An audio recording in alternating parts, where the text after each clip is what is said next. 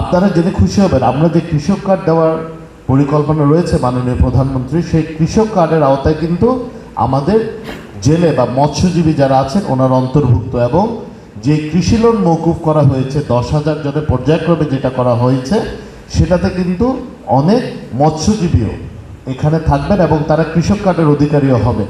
তো এটি হলো আমাদের মাননীয় প্রধানমন্ত্রী জনাব তারেক রহমান সাহেব, উনি যে চাচ্ছেন প্রান্তিক পর্যায়ে যারা কৃষক আছে, কৃষিজীবী আছেন, মৎস্যজীবী আছেন, তাদের যেন উনি ফ্যাসিলিটেট করতে পারেন, তাদেরকে যেন উনি উন্নয়নে, জীবনমান উন্নয়নে যেন উনি একটি ভূমিকা রাখতে পারেন।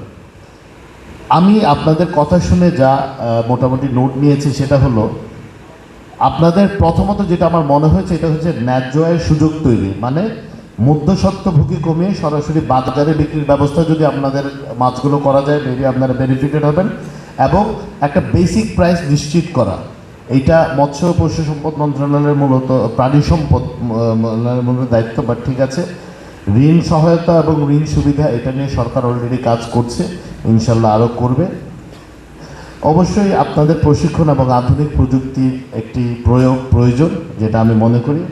বিকল্প কর্মসংস্থান, আপনারা বলেছেন যে আপনাদের যে সময়টা আপনারা মৎস্য আহরণ করতে পারেন না বা মৎস্য শিকার করতে পারেন না, সেই সময় সরকারের পক্ষ থেকে যেমন একটি ভাতা দেওয়ার অনুরোধ আপনারা করেছেন, একই সাথে আমরা যদি এভাবে প্রপোজ করি যে আপনারা অল্টারনেট একটা প্রফেশন, ধরেন হাঁস মুরগি পালন বা ওরকম কোনো কিছুতে আপনারা নিজেদেরকে সম্পৃক্ত করতে পারেন কিনা, যেখানে শুধু সরকারের মুখাপেক্ষী না, আমরা ব্যক্তি পর্যায়েও কিছু কাজ করার সুযোগ রয়েছে।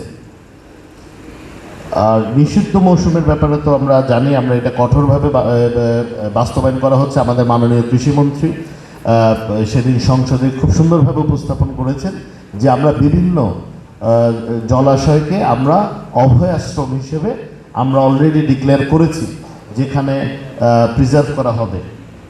আর আরেকটা যেটা মৌলিক আমাদের জীবনযাত্রা মান